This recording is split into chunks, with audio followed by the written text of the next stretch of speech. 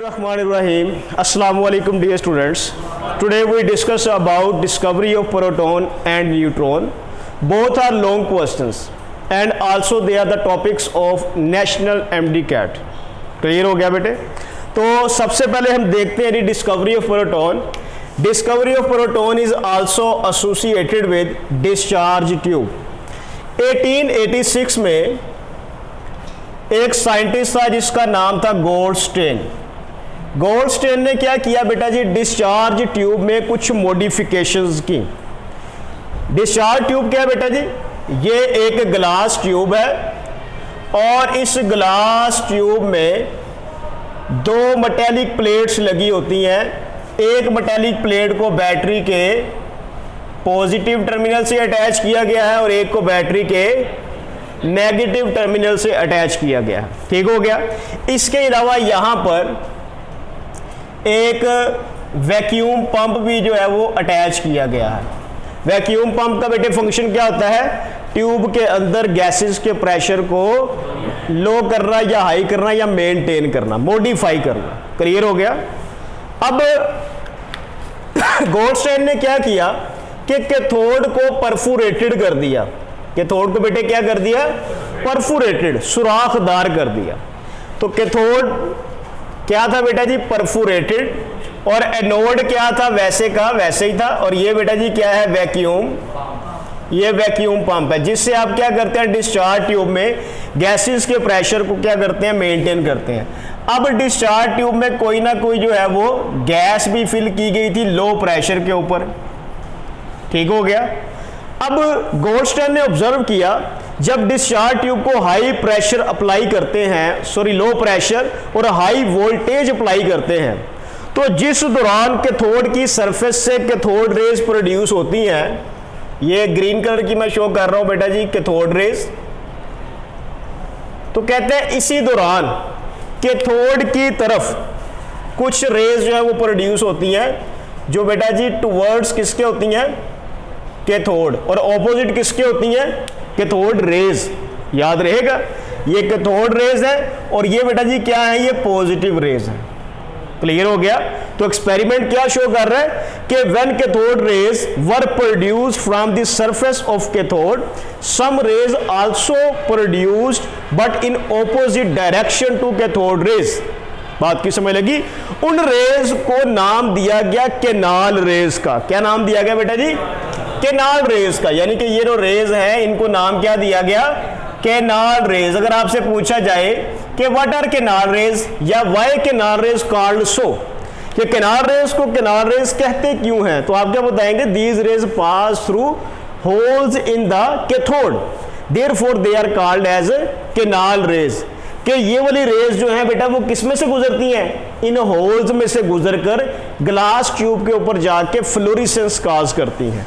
चूंकि ये बेटा इन सुराखों में से गुजरती हैं इसलिए इनका स्पेशल नेम रख दिया गया, क्या, केनाल रेज. ओके हो गया बेटा जी. अब केनाल रेज की प्रोडक्शन कैसे हुई, ये शॉर्ट क्वेश्चन पेपर में आता है कि हाउ पॉजिटिव रेज और canal raise were produced in the discharge tube. तो ये शॉर्ट क्वेश्चन बेटा याद रखना है आपने कि ये कैसे प्रोड्यूस हुई, प्रोडक्शन ऑफ पॉजिटिव रेज या केनाल रेज. बेटा देखिए यहां पे क्या है, गैस के मॉलिक्यूल्स है, ऐसे ही है. क्या है यहाँ पे, गैस के मॉलिक्यूल्स हैं. अब मुझे बताएं मॉलिक्यूल के ऊपर चार्ज क्या होता है बेटा जी, जीरो, क्योंकि मॉलिक्यूल किसका कॉम्बिनेशन है, एटम्स का कॉम्बिनेशन है. एटम पे चार्ज जीरो, तो एटम के मिलने से बनता है मॉलिक्यूल. मॉलिक्यूल पे भी चार्ज क्या होगा, जीरो. वजह, क्योंकि मॉलिक्यूल में भी इलेक्ट्रॉन और प्रोटॉन की तादाद क्या होती है, बराबर होती है. अब यहां पे बेटा जी क्या होगा, कैथोड रेज इन गैस के मॉलिक्यूल्स के ऊपर क्या करेंगे, बम्बार्डमेंट करेंगे. ठीक हो गया. कैथोड रेज क्या करती हैं, ये कैथोड रेज बेसिकली क्या है, इलेक्ट्रॉन्स ही हैं. ये जैसे ही बेटा जी इन गैस के मॉलिक्यूल्स में से पास होंगे तो क्या होगा, मॉलिक्यूल्स में से इलेक्ट्रॉन्स जो हैं वो नॉक आउट हो जाएंगे. इलेक्ट्रॉन्स बेटा जी क्या हो जाएंगे, नॉक आउट हो जाएंगे, मतलब क्या हो जाएंगे, रिमूव हो जाएंगे. ये माइनस इलेक्ट्रॉन हो गए. तो जब बेटा मॉलिक्यूल में से इलेक्ट्रॉन रिमूव होगा तो मॉलिक्यूल में क्या होगा बेटा, इलेक्ट्रॉन की तादाद कम हो जाएगी प्रोटॉन से. मॉलिक्यूल पे क्या आ जाएगा, पॉजिटिव चार्ज आ जाएगा. तो ये मॉलिक्यूल क्या बन जाएंगे बेटा जी, ये पॉजिटिव मॉलिक्यूलर आयंस बन जाएंगे. क्लियर है? तो इसका मतलब है कि जो पॉजिटिव रेज है या कैनाल रेज है, ये क्या है बेसिकली, ये कैट आयंस हैं उस गैस के मॉलिक्यूल्स के।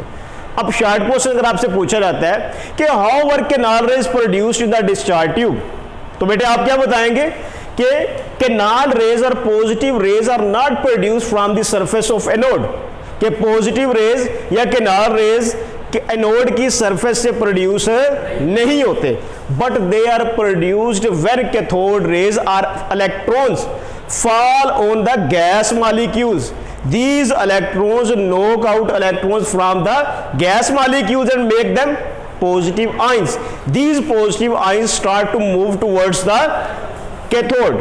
ठीक है? When these ions pass through these holes, so they cause fluorescence on striking the glass tube.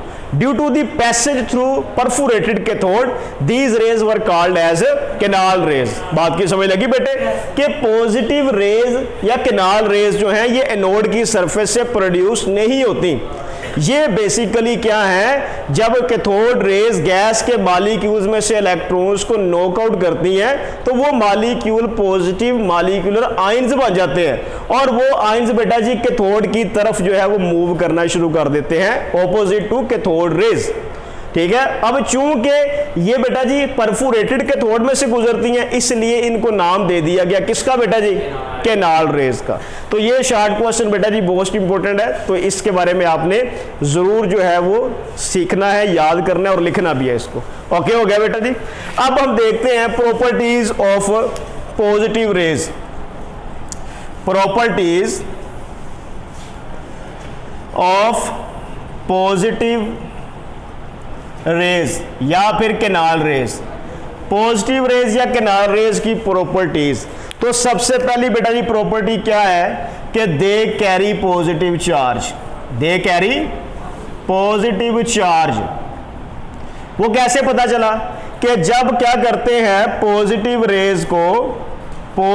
Raise को बेटा जी पास किया जाता है, पॉजिटिव रेज को पास किया जाता है किसमें से, इलेक्ट्रिक फील्ड में से और मैग्नेटिक फील्ड में से, तो ये शो करती हैं कि इनके ऊपर चार्ज क्या है, शो पॉजिटिव चार्ज। याद रहेगा बेटे, यहाँ पे E क्या है, इलेक्ट्रिक फील्ड, और H क्या है, मैग्नेटिक फील्ड। याद रखना है कि जब पॉजिटिव रेज को इलेक्ट्रिक फील्ड में से पास करते हैं तो ये डिफ्लेक्शन शो करती हैं टुवर्ड्स नेगेटिव प्लेट, क्योंकि इन पे पॉजिटिव चार्ज है। और जब बेटा जी इनको मैग्नेटिक फील्ड में से पास किया जाता है तो ये उसी तरह क्या करती है, मैग्नेटिक फोर्स ऑफ लाइंस के परपेंडिकुलर डिफ्लेक्शन शो करती हैं। बात की समझ लगी बेटे? तो इलेक्ट्रिक और मैग्नेटिक फील्ड में पैसेज ये शो करती है कि इन रेज के ऊपर बेटा जी क्या है, पॉजिटिव चार्ज है। ये पॉइंट आपने याद रखना है, ठीक है। सेकंड बेटा जी, दे कैन आयोनाइज गैसेस, ये गैसेस को आयोनाइज कर सकती हैं। इसी तरह बेटा जी थर्ड इनकी प्रॉपर्टी है, they produce flashes on zinc sulphide plate. जब ये जिंक सल्फाइड की प्लेट के ऊपर स्ट्राइक करेंगी पॉजिटिव रेज तो ये फ्लैश प्रोड्यूस करेंगे। मुझे बताएं ये बात कि पॉजिटिव रेज क्या एनोड से प्रोड्यूस हुई है, कहां से प्रोड्यूस हुई है, गैस से। इसका मतलब क्या है कि इनकी नेचर किस पे डिपेंड करती है, गैस के ऊपर डिपेंड करती है कि जैसी गैस होगी वैसी ही पॉजिटिव रेज होगी। ठीक है? तो ये पॉइंट आपने याद रखना है कि nature of positive raise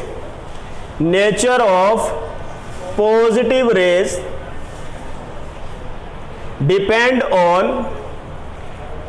on nature of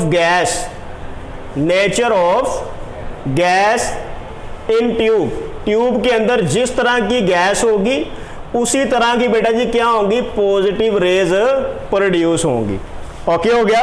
इनकी E ओवर M वैल्यू जो है वो बेटा जी मैस के क्या होती है, इनवर्सली प्रोपोर्शनल होती है। इसका मतलब क्या है कि जिस गैस का मैस जितना ज्यादा होगा उससे प्रोड्यूस होने वाली पॉजिटिव रेज की चार्ज टू मैस रेशो उतनी ही कम होगी।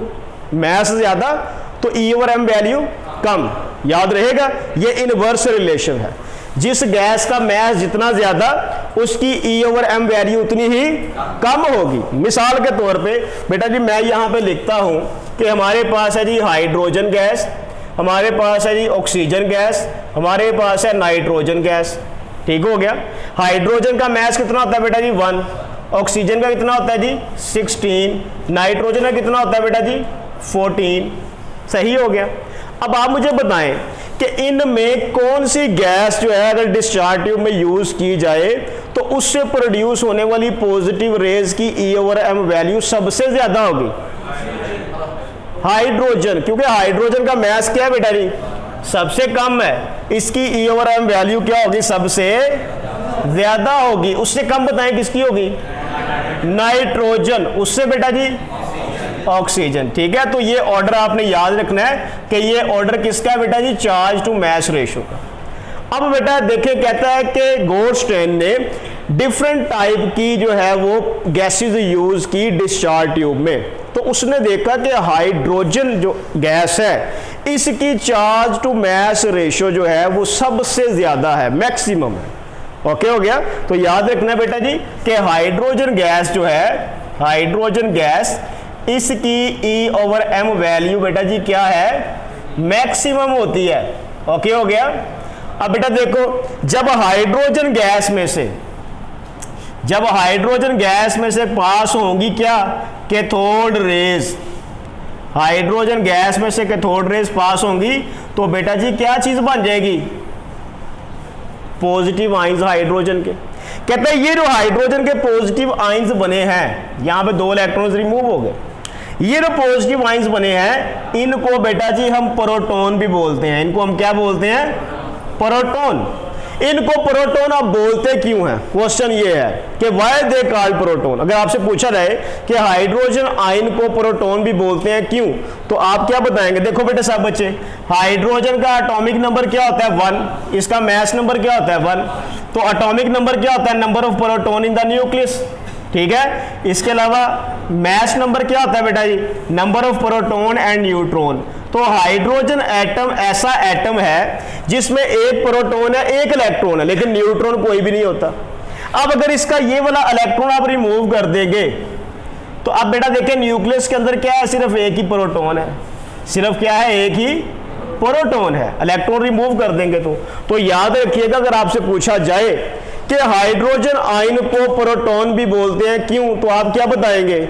Because hydrogen ion contain only a single sub atomic particle that is proton, therefore hydrogen ion is also called as proton. याद रहेगा बेटे कि हाइड्रोजन आयन जो है ये बेटा जी हाइड्रोजन आयन के अंदर सिर्फ एक ही सब एटॉमिक पार्टिकल होता है और उसका नाम क्या बेटा जी? प्रोटॉन। यही वजह है कि हाइड्रोजन आयन को प्रोटॉन भी कहते हैं। ओके हो गया।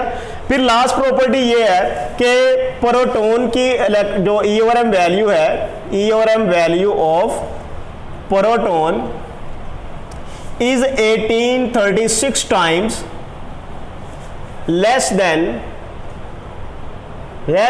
इलेक्ट्रॉन। ठीक है, जो E/M वैल्यू है प्रोटॉन की वो इलेक्ट्रॉन से 1836 टाइम क्या होती है? कम होती है। उसकी वजह क्या है? उसकी वजह यह है कि प्रोटॉन इलेक्ट्रॉन से कितना हैवियर है? 1836 टाइम। तो जितना ज्यादा मैस उतनी कम बेटा जी E/M value.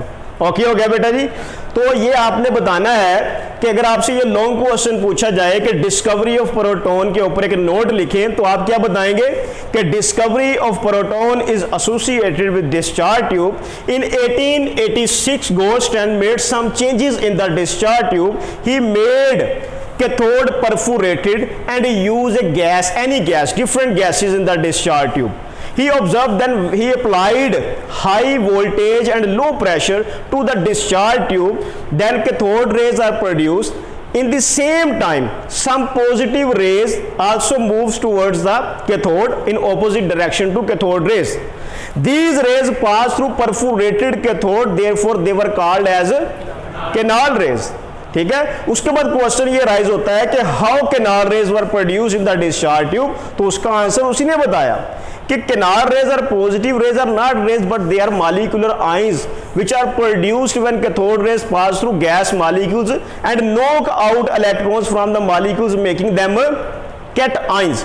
These cations start to move towards the cathode. बात की समझ लगी बेटे? उसके बाद आप प्रॉपर्टीज बताएंगे कि इनके ऊपर चार्ज क्या होता है, ये गैसेस को क्या कर सकती हैं। इसके अलावा ये जिंक सल्फाइड के ऊपर क्या प्रोड्यूस करती हैं, फ्लैशेस प्रोड्यूस करती हैं। और बेटा जी इनकी नेचर किस पे डिपेंड करती है, नेचर ऑफ गैस के ऊपर। इनकी ई ओवर एम वैल्यू किस पे डिपेंड करेगी, नेचर ऑफ गैस के ऊपर। इनकी ई ओवर एम वैल्यू का मैथ से रिलेशन क्या है, इनवर्स। जिस गैस का मैथ ज्यादा उसकी ई ओवर एम वैल्यू कम होगी। उसके बाद बेटा जी आप बताएंगे किस गैस के लिए जो ई ओवर एम वैल्यू है वो मैक्सिमम थी, तो वो हाइड्रोजन गैस है। हाइड्रोजन आयन को बेटा जी प्रोटॉन भी बोलते हैं, क्यों, क्योंकि इसके अंदर सिर्फ एक ही सब एटॉमिक पार्टिकल होता है, कौन सा, प्रोटॉन। और इस प्रोटॉन की e over m value electron से बेटा जी कितनी कम है, 1836 टाइम्स जो है वो कम है। और प्रोटॉन इलेक्ट्रॉन से हैवियर कितना है बेटा जी, 1836 टाइम्स। बात की समझ लगी बेटे, any question. Discovery of neutron, ये भी बेटा जी एक लॉन्ग क्वेश्चन है, ठीक हो गया, सब्जेक्टिव टाइप है, इसको आपने प्रिपेयर करना है। Discovery of neutron, discovery of neutron बेटा डिस्कस करते हैं। कहता है कि 1886 तक इलेक्ट्रॉन और प्रोटॉन जो थे वो डिस्कवर्ड हो चुके थे, ठीक हो गया बेटा जी। जबकि 1895 तक इनकी प्रॉपर्टीज भी एक्सप्लेन हो चुकी थी, इनकी प्रॉपर्टीज भी क्या हो चुकी थी बेटा जी, एक्सप्लेन हो चुकी थी, ठीक है।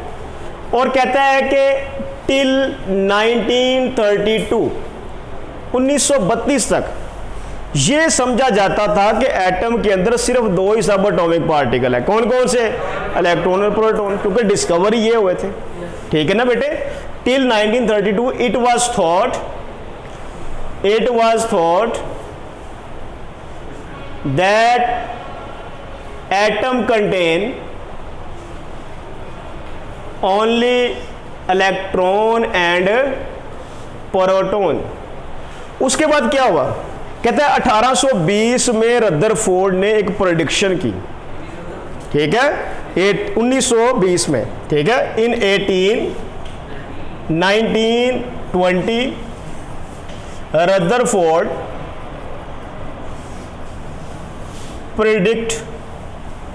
रदरफोर्ड ने बेटा जी प्रेडिक्शन की। उसने क्या कहा, उसने कहा कि जो एटम का मैस है, atomic mass is not equal to sum of masses of electron and proton, ठीक है। अगर एटम इलेक्ट्रॉन और प्रोटॉन पर मुश्तमिल होता सिर्फ, तो फिर एटम का जो मैस था वो इलेक्ट्रॉन और प्रोटॉन के मैस के सम के इक्वल होना चाहिए था। तो उसने कहा कि जरूर एटम के अंदर कोई और पार्टिकल भी है जिसका मैस तो प्रोटॉन के मैस के इक्वल है, लेकिन उसके ऊपर चार्ज कोई नहीं है। तो कहते हैं कि 1932 में इसी का स्टूडेंट जेम्स चैडविक, उसने फिर क्या किया बेटा जी, वो पार्टिकल न्यूट्रॉन जो है वो डिस्कवर किया बाय आर्टिफिशियल रेडियो एक्टिविटी, ठीक है। जेम्स चैडविक ने वो क्या एक्सपेरिमेंट किया, उसने बेटा जी यहां पे लेड चैम्बर के अंदर एक रेडियो एक्टिव एलिमेंट लिया, पोलोनियम या रेडियम, ठीक है। ये बेटा जी क्या है, ये लेड का चैम्बर है। लेड का चैम्बर बेटा जी जो है वो रेडियो एक्टिव रेज को एब्जॉर्ब कर लेता है, वो फैलने नहीं देता, ठीक है। और ये इसके अंदर बेटा जी क्या है, रेडियो एक्टिव एलिमेंट है। कौन सा एलिमेंट है, रेडियो एक्टिव एलिमेंट है, रेडियो एक्टिव एलिमेंट है ये। इस चैम्बर के अंदर एक छोटा सा सुराख किया गया और इस सुराख से बेटा जी क्या प्रोड्यूस हुए, अल्फा पार्टिकल्स। क्या प्रोड्यूस हुए, alpha particles. Alpha particles basically क्या होते हैं बेटा जी, ये हीलियम के न्यूक्लियाई होते हैं। ये क्या होते हैं, हीलियम के न्यूक्लियाई, अल्फा पार्टिकल्स है ये, अल्फा पार्टिकल्स। इन अल्फा पार्टिकल्स को उसने क्या किया, ब्रिलियम एलिमेंट के ऊपर फॉल किया। ये बेटा जी क्या है, ये ब्रिलियम एलिमेंट है। ब्रिलियम का एटॉमिक नंबर 4 है और मैस नंबर कितना होता है, 9।